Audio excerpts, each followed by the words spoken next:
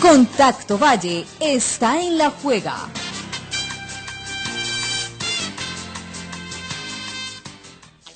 Once de la mañana, 36 minutos, y seguimos hablando aquí en Contacto Valle de la paz, de ese acercamiento que tiene el gobierno del presidente Juan Manuel Santos con la guerrilla de las FARC. A partir del próximo 8 de octubre en Noruega comienza estos diálogos. Y quiero hablar de paz con un experto en el tema, con el doctor Carlos Olmes Trujillo, a quien saludo a esta hora con muy buenos días. Doctor Carlos Olmes, es un placer saludarlo. ¿Cómo le va? Buenos días. Buenos días, me alegra mucho saludarlos. ¿Cómo están ustedes? ¿Cómo les fue con el temblor? Pues aquí pasando todavía el susto, doctor. ¿Usted en qué parte del país se encuentra? ¿Por allá lo sintió? Estoy en Bogotá, sí, estaba aquí sentado escribiendo un artículo que tengo que entregar a un medio de comunicación la próxima semana y algo alcancé a sentir. ¿En el Valle se sintió muy fuerte? Sobre todo aquí en Buga y en la ciudad de Cali también están reportando que se ha sentido muy fuerte, pero todavía no hemos confirmado con los sistemas de información a ver dónde fue el epicentro, pero fue muy duro y esperamos pues que no haya pasado nada en todo el país. Doctor Carlos Olmes. Dios quiera que no hayan pasado, que no se hayan presentado tragedias en ninguna parte del país. Hablemos entonces de este proceso de paz con las FARC. Cuando esto estuvo como comisionado de paz, tampoco se llegó a un acuerdo, a una salida negociada con la guerrilla. ¿Cuál es la diferencia ahora? A ver, yo le diría lo siguiente. En primer lugar, no hay duda acerca del deseo que todos los colombianos tenemos de lograr la paz. Sobre eso hay unanimidad, hay un sentimiento compartido y naturalmente no hay quien en Colombia no guarde la ilusión de que la paz sea posible. De otro lado, teniendo en cuenta las experiencias históricas, para que esa paz sea posible se necesita que se den ciertas condiciones. Yo tengo la preocupación de que esas condiciones no se encuentren todavía en el esfuerzo que se está haciendo y por supuesto en la medida en que las circunstancias lo hagan posible. ¿A qué me refiero? Me refiero fundamentalmente a que debe exigírsele a las FARC el cese de las actividades criminales antes de la iniciación de los diálogos. Y lo digo porque no creo que los colombianos resistan que las FARC estén haciendo acciones terroristas en todo el territorio nacional al mismo tiempo que se dialoga. Este tema de la negociación en medio del conflicto no es la primera vez que se plantea en Colombia. Ya se ha planteado en el pasado, los gobiernos de turno han hecho los esfuerzos correspondientes, la opinión pública en un principio ha apoyado ese esfuerzo como está sucediendo ahora, pero en la medida en que el tiempo avanza sin resultados positivos y en medio de la violencia, ese apoyo inicial se convierte primero en escepticismo y luego en reacción a los presidentes respectivos a poner fin al esfuerzo. Esa es mi gran preocupación en esta etapa. Insisto, si las FARC no cesan sus acciones criminales contra los colombianos, yo veo muy difícil que el proceso pueda ser de un lado creíble y del otro lado sostenible. Doctor Carlos Olmes, Colombia firmó un estatuto de Roma donde se comprometía a combatir a los guerrilleros y a los grupos al margen de la ley, pero hay un marco para la paz que dice que si se llegara a una negociación, obviamente estos grupos guerrilleros, estas personas que lo conforman, entraría automáticamente a poder estar en unas contiendas electorales y hacer parte de la política del país. Si Colombia acepta esto, ¿estaría de alguna manera en contra del Estatuto de Roma? Mire, esa pregunta es muy importante por la siguiente razón. Los acuerdos que se han hecho con grupos alzados en armas en el pasado, en buena parte se han hecho con base en la expedición de amnistías y el otorgamiento de indultos. Cuando eso se hizo, era posible hacerlo. Pero luego se firmó el Estatuto de Roma. El Estatuto de Roma tiene el propósito de combatir la impunidad, no tiene nada que ver con procesos nacionales de paz.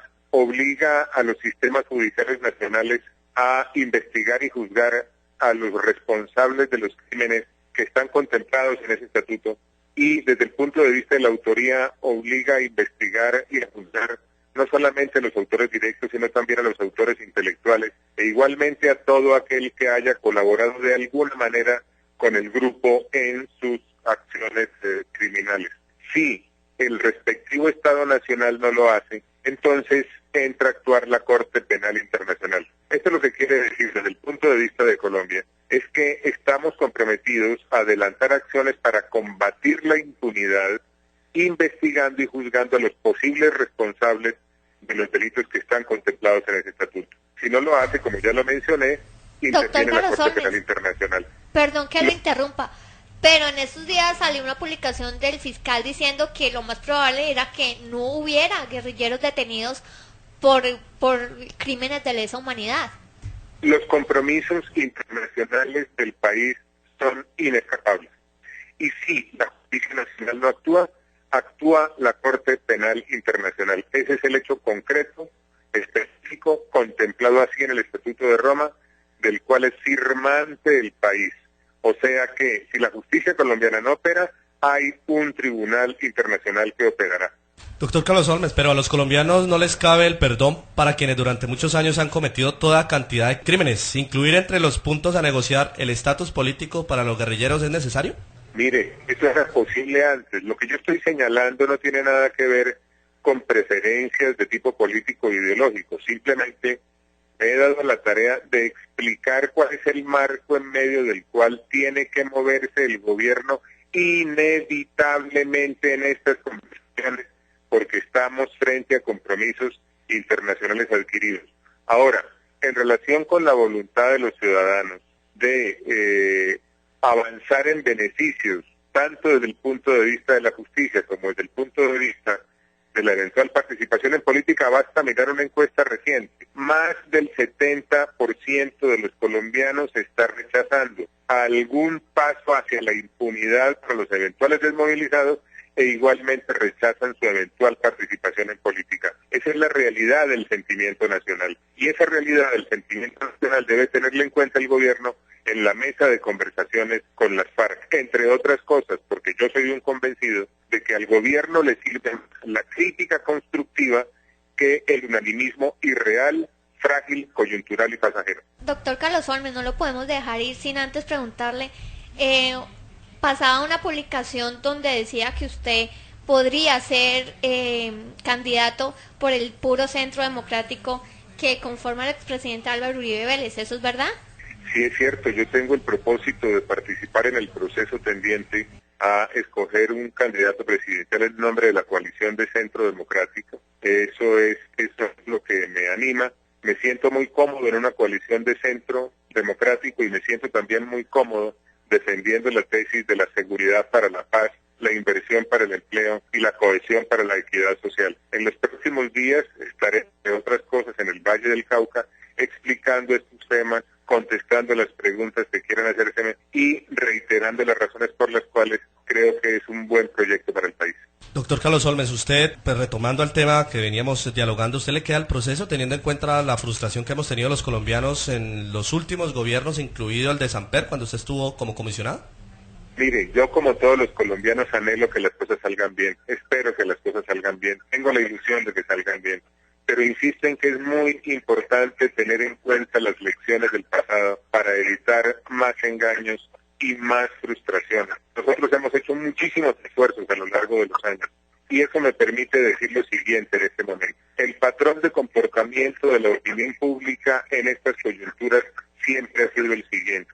En un primer momento la opinión apoya mayoritariamente el esfuerzo. Después, ante la falta de resultados y cuando se negocia en medio de la violencia, ese apoyo se traduce en escepticismo. Si el tiempo sigue avanzando, ese apoyo se convierte en rechazo.